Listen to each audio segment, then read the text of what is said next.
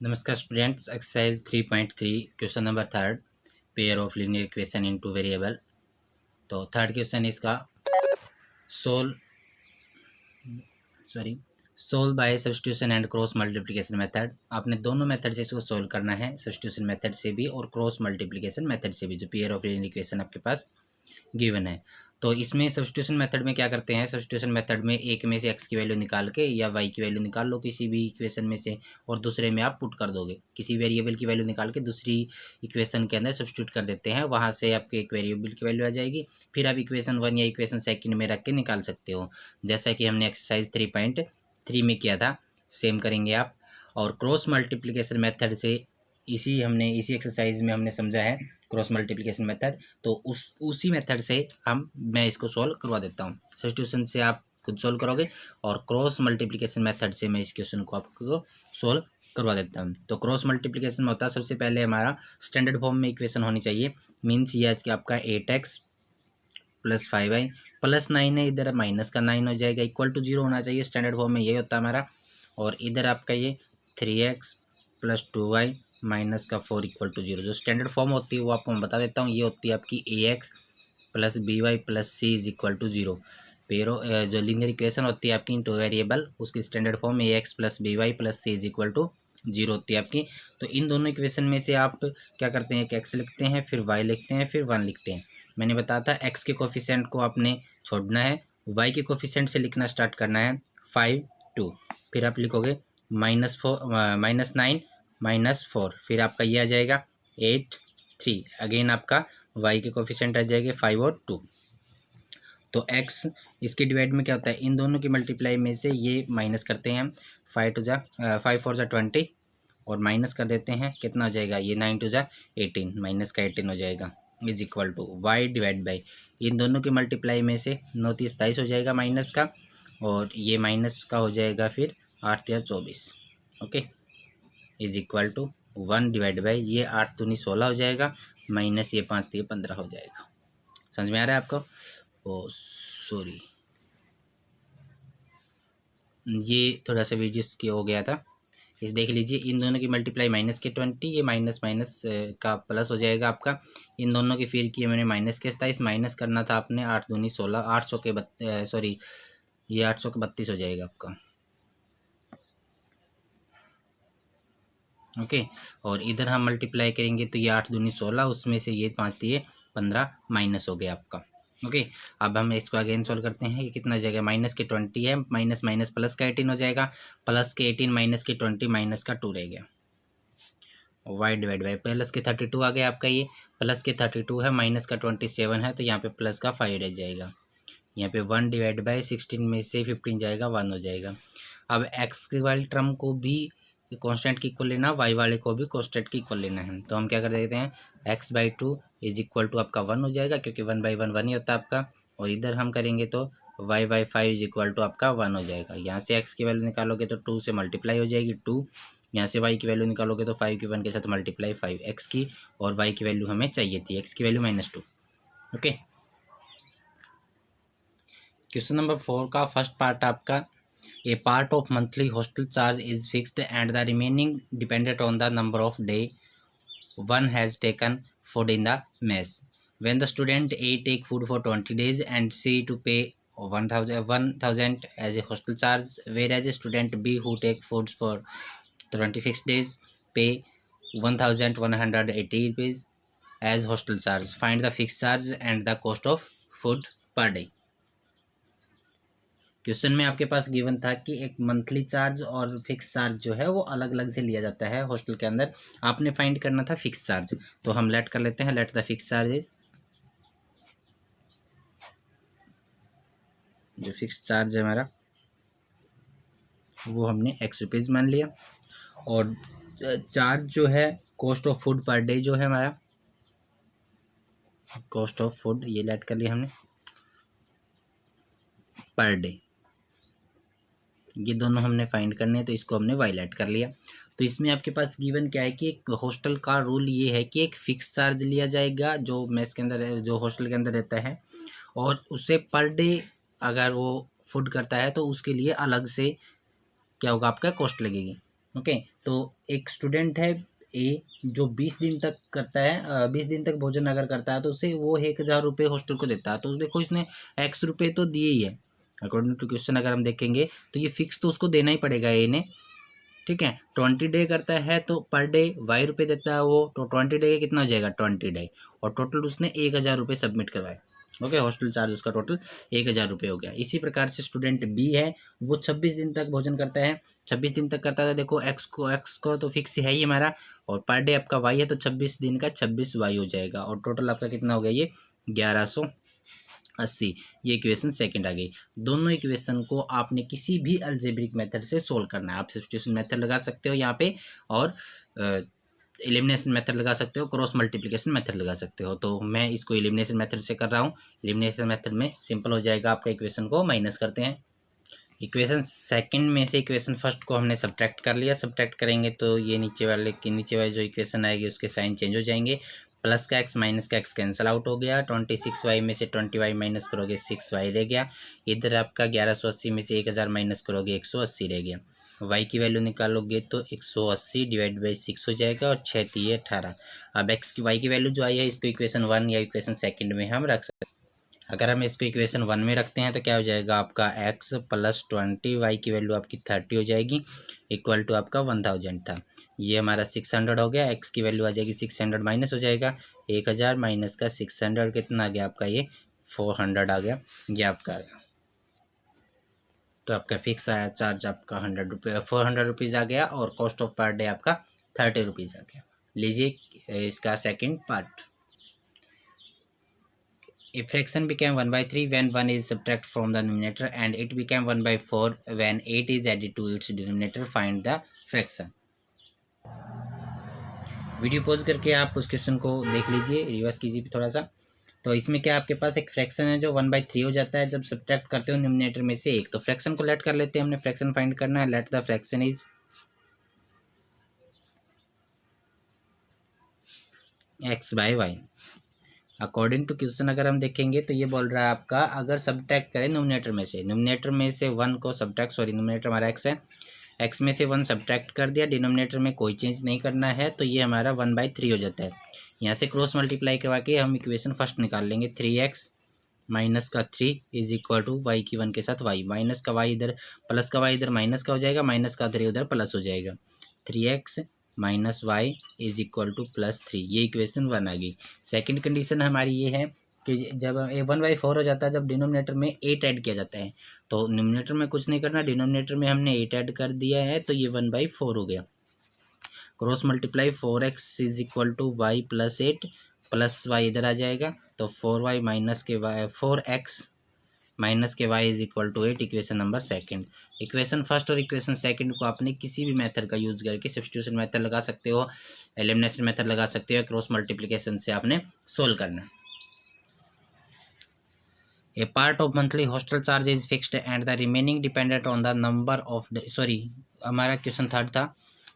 Yes score 40 marks in a test, getting 3 marks for each right answer and loss 1 marks for each wrong answer. क्या बोलता है कि एक yes को 40 marks मिलते हैं एक टेस्ट के अंदर अगर उसको सही आंसर के लिए 3 अंक दिए गए हैं और गलत के लिए 1 अंक उसका काट लिया गया है।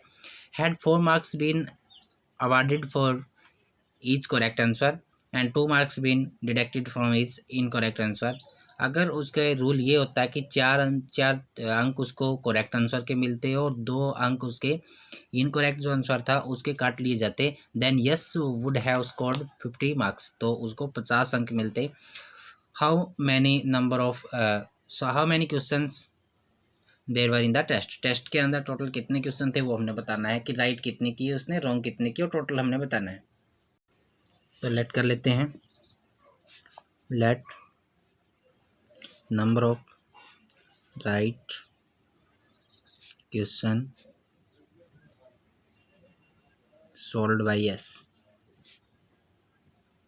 यस के द्वारा जो राइट आंसर सोल्व हुए वो हमने x मान लिए, और number of wrong question solved by Yash वो हमने y मान लिए। तो टोटल नंबर ऑफ क्वेश्चन जो हो जाएंगे आपके वो हो जाएंगे x + y, ये हमने कैलकुलेट करना है। अगर अकॉर्डिंग टू क्वेश्चन अगर हम बात करें, ये बोल रहा था 3 अंक उसको राइट के लिए मिलते हैं, तो टोटल राइट कितने मिले उसको 3 इंटू एक्स, इतने आंसर इतने अंक उसको मिल गए हैं। और 1 अंक उसका रॉन्ग के लिए डिटेक्ट हो रहा है, तो वाई को 1 से मल्टीप्लाई कर देंगे तो -y, क्योंकि डिटेक्ट हुआ, टोटल उसको 40 स्कोर बन गया। ओके, और इसी प्रकार से सेकंड इक्वेशन बनाएंगे, उसमें बोल रहा है कि 4 अंक उसको करेक्ट के लिए मिलते तो 4x हो जाएगा, 2 अंक उसके गलत के लिए कटते हैं तो -2y हो जाएगा, इक्वल टू कितना हो गया आपका 50 मार्क्स उसको अटेन होते, 2 से डिवाइड हो रहा है, कंप्लीट डिवाइड कर दो, ये 2x हो जाएगा, 2 से डिवाइड करेंगे y हो जाएगा, 2 से डिवाइड करेंगे 25 हो जाएगा। ये इक्वेशन सेकंड है। फर्स्ट में से सेकंड को माइनस करके या सेकंड में से फर्स्ट को माइनस करके हम x की और y की वैल्यू निकाल सकते हैं। फोर्थ पार्ट इसका है, place A and B are 100 kilometre apart on a highway. एक हाईवे पे 100 किलोमीटर की दूरी पे ए और बी है। One car start from A and another car start from B at a same time पे ए और बी से 2 कारें चलती हैं। If the car travel in the same direction at a different speed, अलग अलग स्पीड से और सेम डायरेक्शन के अंदर अगर दोनों कारें चलती हैं तो दे मीट इन 5 आवर्स, तो 5 घंटे बाद मिल जाते हैं। If they travels toward each other, अगर वो एक दूसरे की तरफ यानी कि अपोजिट डायरेक्शन में अगर चलते हैं, दे मीट इन 1 आवर, तो 1 घंटे बाद मिलते हैं। What are the speed of the 2 cars, दोनों कारों की जो स्पीड है वो हमने ज्ञात करनी है कितनी होगी। तो इसमें हमने क्या करना है, दोनों जो कार हैं दोनों की स्पीड हम मान लेते हैं। तो let the speed of car which start from a, ये हमने x किलोमीटर पर आवर मान लिया, और जो स्टार्ट हो रही है बी से उस कार की स्पीड हमने y किलोमीटर पर आवर मान लिया। अगर हम बात करें एवरेज स्पीड की सेम डायरेक्शन में और एवरेज स्पीड की डिफरेंट डायरेक्शन में, यानी कि अगर हम एवरेज स्पीड की बात करें, average speed in same direction, अगर वो एक ही डायरेक्शन में चलते हैं तो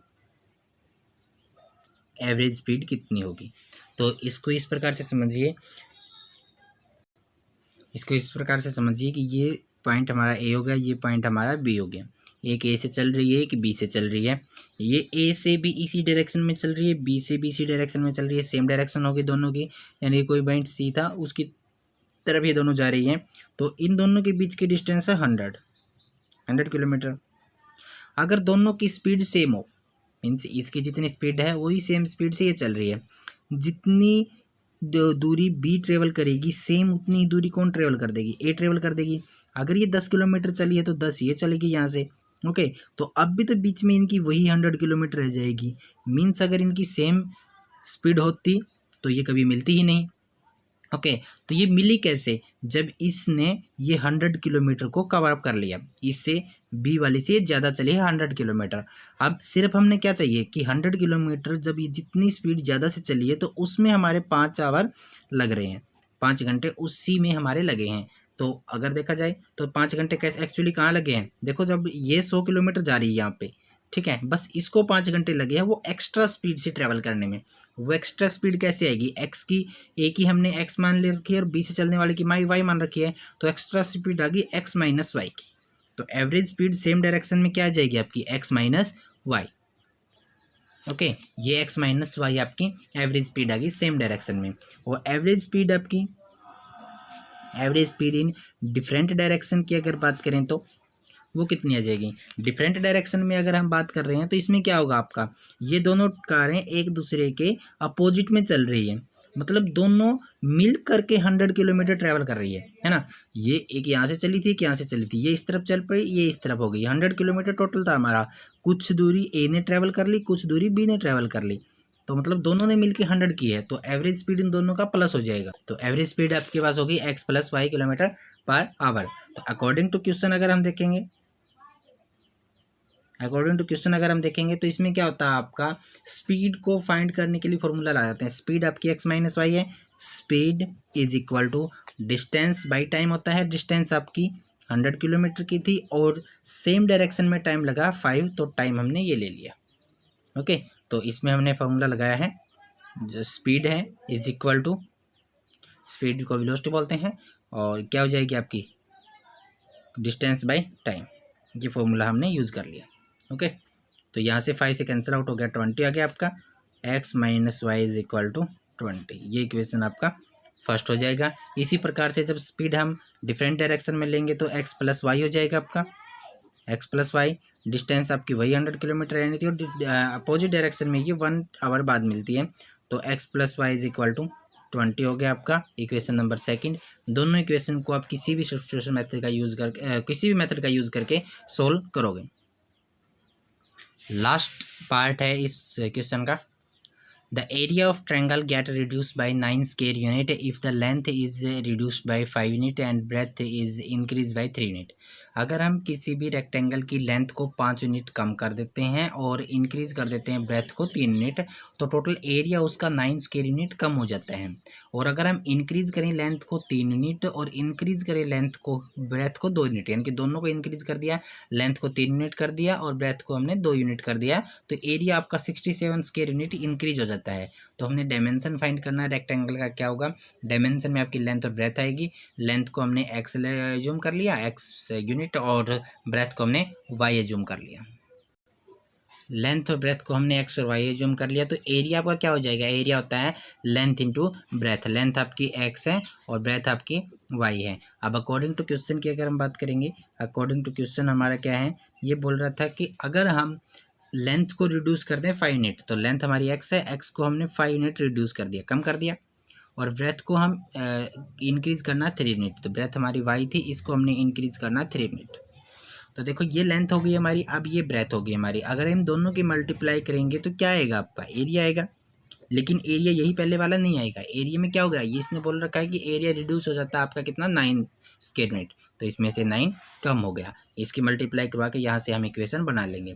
एक्स की वाई के साथ एक्स वाई हो जाएगा, एक्स की 3 के साथ 3x हो गया आपका, वाई की -5 के साथ -5y हो गया, और 5 3 जा माइनस के 15 प्लस का एक्स वाई माइनस हो जाएगा, इज इक्वल टू -9 है। माइनस एक्स वाई से plus x y cancel out हो गया, माइनस के 15 को राइट में ले जाएंगे, प्लस के 15, 3x माइनस का 5y, माइनस के 15 उधर प्लस हो जाएगा, प्लस के 15 माइनस का 9, प्लस के 6 रह जाएगा। इसी प्रकार से इक्वेशन नंबर सेकंड निकाल सकते हैं। इक्वेशन सेकंड में लेंथ को 3 यूनिट इंक्रीज कर रखा है और ब्रेथ जो है उसको 2 यूनिट इंक्रीज कर रखा है। दोनों की मल्टीप्लाई करेंगे तो एरिया आएगा, एरिया आपका 67 स्क्वायर यूनिट इंक्रीज हो रहा है, तो एरिया में 67 ऐड कर दिया हमने। मल्टीप्लाई करवा लो इसकी, एक्स वाई, 2 की एक्स के साथ 2x, 3 की वाई के साथ 3y, 2 3 जा 6 is equal to x y plus 67। X y इधर आ जाएगा, 6 को उधर ले जाओ, x y plus 2x plus 3y minus x y हो गया, ये 67 माइनस 6 हो गया, इधर आपका ये 61 रह गया, एक्स वाई से एक्स वाई कैंसिल आउट हो गया, 2x प्लस का 3y रह गया। Equation number second.